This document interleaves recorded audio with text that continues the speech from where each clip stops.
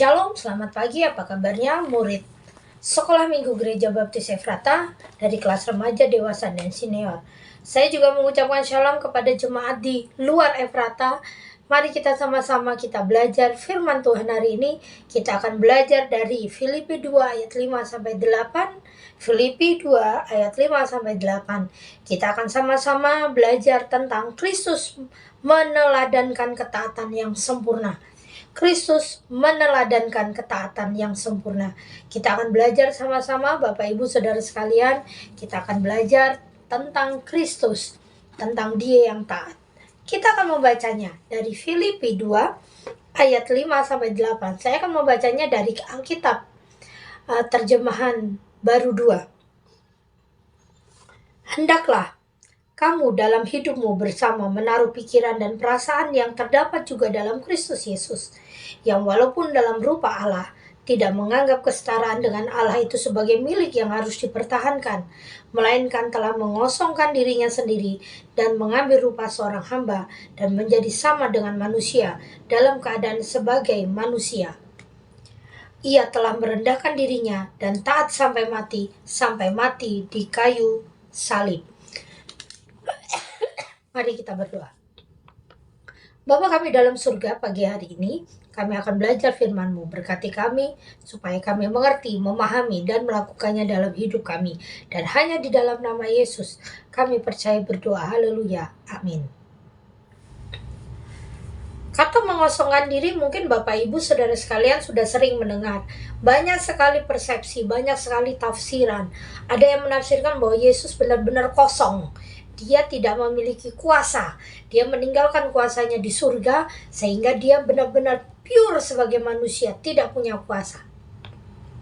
Nah, pertanyaannya kalau punya statement kayak gitu, pertanyaannya, bagaimana Tuhan Yesus bisa menyembuhkan orang sakit, orang lumpuh, orang kusta, bahkan membangkitkan orang yang mati kalau dia benar-benar kosong? Kuasanya ditinggalkan. Bagaimana bisa dia membuat mujizat? Nah, kata mengosongkan diri di sini sebenarnya bukan berarti benar-benar kosong, tidak. Kita kembali lagi di pemahaman kita tentang Kristus. Yesus datang ke dunia sebagai manusia. Dia 100% Allah, dia 100% manusia. Jadi dia adalah Allah manusia. Jadi 100% dia memang Allah, 100% dia manusia. Kalau kita lihat perjalanan Tuhan Yesus, dia mempunyai kuasa. Dia melakukan beberapa mujizat yang tidak semua manusia bisa lakukan. Bahkan semua manusia tidak bisa melakukannya. Hanya Yesus yang bisa melakukannya. Itu tandanya dia memiliki 100% kuasa Allah. 100% manusia. Bagaimana contohnya? Yesus merasakan lapar, Yesus merasakan sedih, dan Yesus merasakan sakit yang begitu dalam. Itu menandakan bahwa dia 100% manusia. Jadi dalam kemanusiaannya dia, dalam bentuk dia datang ke surga, dia reinkarnasi, bukan inkarnasi, bukan. Kalau inkarnasi itu hilang bentuk aslinya, kekuasaan yang aslinya hilang. Saya selalu memberikan contoh. Masih ingat Bapak Ibu tentang cerita Kerasakti, Panglima Tianfeng gitu kan ya? Dia di langit, dia memiliki kuasa, dia panglima. Tetapi waktu dia turun ke dunia, dia menjadi seekor babi, bahkan menjadi siluman babi. Dan kekuasaannya, kemuliaannya, kehebatannya, keahliannya sebagai panglima langit itu tidak ada waktu dia menjadi siluman babi. Dia hanya menjadi masa lalu, kekuatannya hanya menjadi kenang-kenangan. Hilang bentuk aslinya. Yang ada hanyalah siluman babi itu sendiri, itu inkarnasi. Tapi Yesus reinkarnasi. Dia turun dari surga menjadi manusia, tetapi wujud aslinya, kekuasaannya, kemuliaannya, kehebatannya, kemahakuasaannya masih ada. Kata mengosongkan diri ini bukan berarti kosong, tetapi dia menahan dirinya untuk tidak memakai kekuasaannya, memakai kemuliaannya, memakai kehebatannya saat dia menjadi manusia. Itu artinya mengosongkan diri. Jadi dia menahan. dia bisa menahan. Tidak semua manusia bisa menahan diri untuk tidak menunjukkan kehebatannya. Tidak semua manusia juga bisa menahan diri untuk tidak menunjukkan siapa dirinya sebenarnya. Banyak sekali manusia yang sombong saat dia punya kekuatan sedikit, kuasa sedikit, nama besar sedikit, dia mulai mempostingnya, dia mulai menunjukkan, ini loh saya. Tetapi Yesus tidak melakukannya. Ini salah satu contoh ketaatan Yesus. Dia tidak menyombongkan dirinya. Saat dia menjadi manusia, dia berbaur seperti manusia. Dia juga merasakan lapar, dia juga merasakan haus, dia juga merasakan keterbatasan, dia juga merasakan penderitaan manusia itu sendiri. Jadi saat dia mengosongkan diri, dia benar-benar berbaur sebagai manusia. Dia menahan dirinya untuk tidak melakukan kuasanya, kecuali memang saat-saat dibutuhkan. Masih ingat waktu Tuhan Yesus mengusir satu orang yang kerasukan legion. Begitu banyak kuasa gelap dalam tubuhnya. Waktu kuasa gelap itu melihat Yesus, dia berteriak, "Hei kau anak Allah, apa urusanmu ada di sini?" Waktu Tuhan mengusirnya, ada ribuan babi yang mati. Kuasa Tuhan dipakai saat itu, dan iblis pun mengakuinya. Saat Tuhan Yesus membangkitkan Lazarus dari kematiannya, bukankah itu kuasa Allah yang dia pakai? Secara wujudnya dia sebagai manusia, dia melakukan hal yang bisa dilakukan oleh Tuhan. Itulah arti mengosongkan diri. Kalau dia tidak mengosongkan diri, saat dia di kayu salib, dia bisa meskip. Atau seperti cerita-cerita orang lain mengatakan bahwa Yesus digantikan. Tidak. Dia mencontohkan pada kita, Tuhan Yesus bukan Tuhan yang pengecut. Tuhan Yesus bukan Tuhan yang yang ingkar janji. Dia bertanggung jawab atas janjinya. Dia bertanggung jawab atas ucapannya. Saat dia berkata bahwa manusia akan diselamatkan dan aku akan menjadi korbannya, dia turun ke surga. Dia mulai menjalankan hidupnya di dunia ini. Dan saat proses salib itu dijalankan, dia tidak gentar selangkah pun. Dia terus maju dalam kesakitan, dalam kerapuan fisiknya, dalam kelemahan hidupnya sebagai manusia. Dia melakukannya, dan sampai di kayu salib saat dia berkata, sudah selesai. Itulah akhir dari rangkaian pengorbanan Yesus untuk kita. Bapak Ibu Saudara sekalian, ini sudah masuk bulan-bulan Paskah. Banyak sekali gereja-gereja sudah mulai melaksanakan ritual-ritual Paskah seperti untuk Advent 1, Advent 2 gitu kan.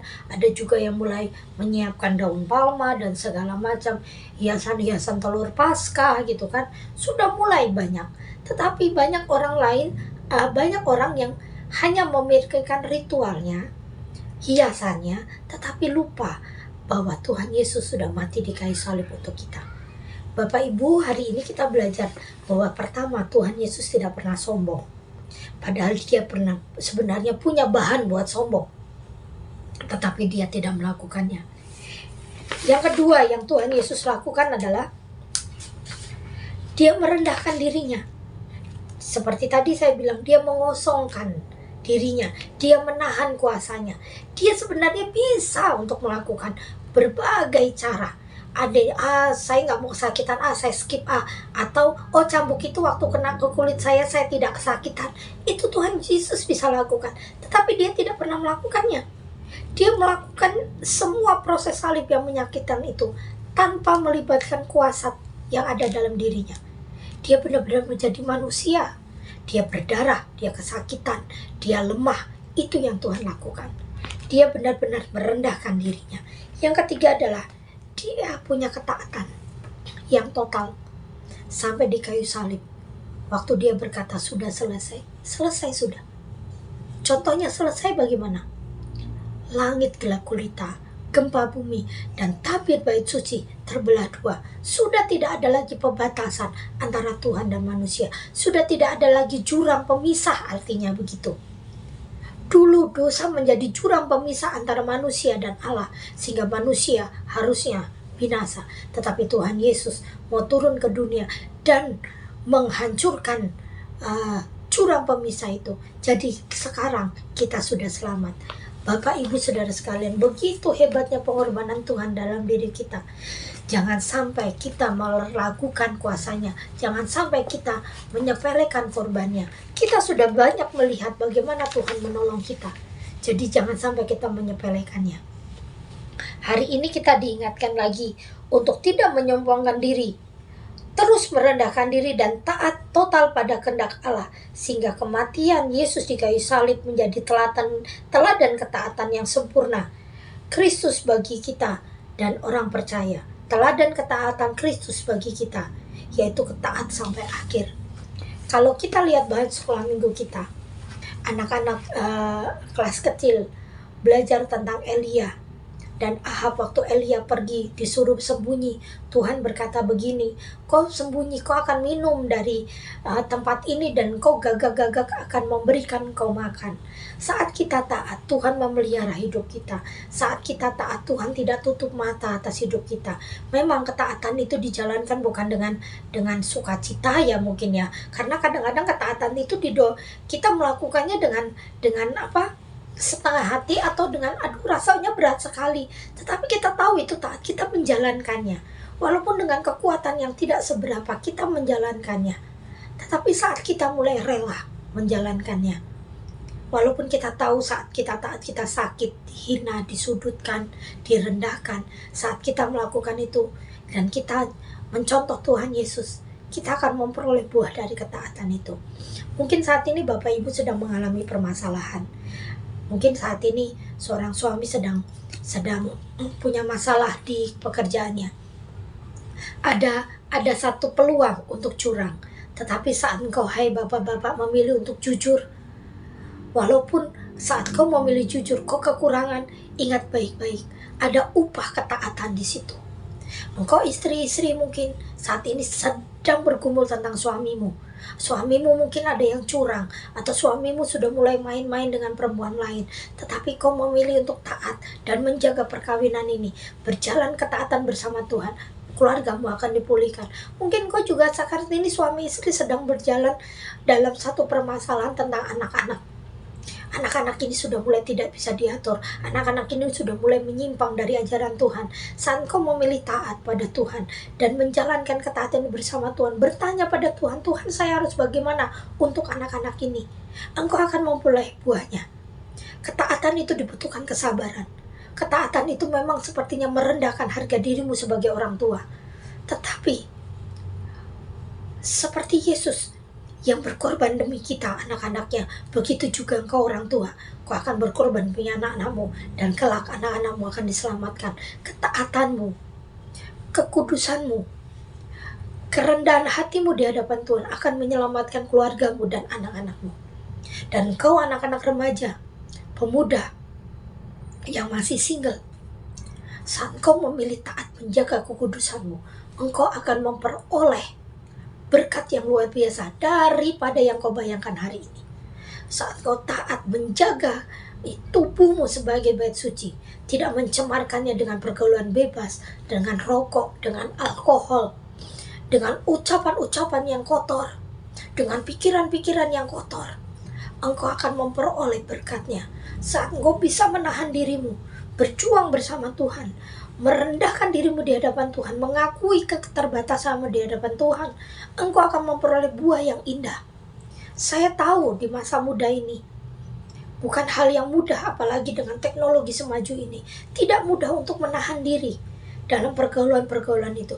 Tetapi kalau engkau bersama Yesus, berjuang bersama Yesus, menjaga dirimu benar di hadapannya, engkau akan memperoleh buah yang manis dalam pekerjaanmu, dalam hubungan pernikahanmu. Dalam kelak engkau akan memperoleh sukses di masa mudamu.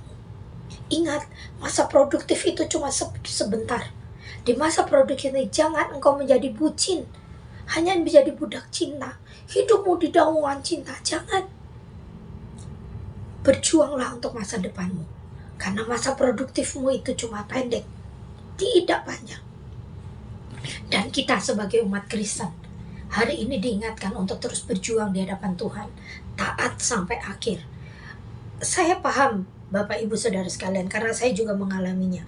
Ekonomi seperti ini sekarang ini ya, beli beras mahal, semua kebutuhan naik, sepertinya cari uang itu susah sekali. Tetapi Bapak Ibu Saudara sekalian, dalam kesusahan kita, di dalam kelemahan kita, berharaplah terus pada Tuhan, supaya harapan kita tidak habis dan kita menjadi putus asa. Karena setiap orang yang berharap pada Tuhan pasti akan mendapatkan kesempatan untuk bertahan dan mendapatkan kesempatan-kesempatan yang lain. Bila engkau saat ini dalam keadaan sakit, jangan berpikiran bahwa sakit penyakit ini adalah hukuman dari Tuhan.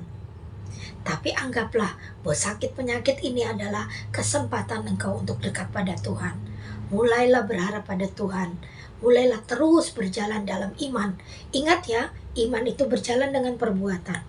Saat engkau digerakkan Tuhan untuk berobat, berjalanlah. Jangan hanya takut atau segan ke rumah sakit, malas minum obat, malas untuk terapi, jangan. Karena di jalan dengan kau berjalan dengan iman, kau berjalan dengan terapi dan pengobatan, engkau akan melihat kuasa Tuhan yang sempurna. Engkau akan dipertemukan dengan pengalaman-pengalaman yang luar biasa bersama Tuhan. Bapak Ibu Saudara sekalian, hari ini kita diingatkan dengan ketaatan Tuhan Yesus, bagaimana Dia mau berkorban bagi kita. Dan saat ini kita harus menghidupi hidup kita ini menjadi umat pemenang dan mengisi hidup kita ini dengan penuh berkat Tuhan yang melimpah dan bermanfaat, jadi terang dan garam dunia. Mari kita berdoa. Tuhan Yesus, kami bersyukur, sangat bersyukur karena Tuhan memberkati kami, sehingga kami diberikan kesempatan Tuhan untuk mengenal Engkau sebagai Tuhan dan Juru Selamat kami. Pagi hari ini Tuhan, hari ini Yesus, bila di antara kami ada yang sakit, Tuhan tolong sembuhkan. Bila di antara kami ada yang susah, Tuhan hiburkan. Bila di antara kami sedang kesusahan, Tuhan ringankan beban kami.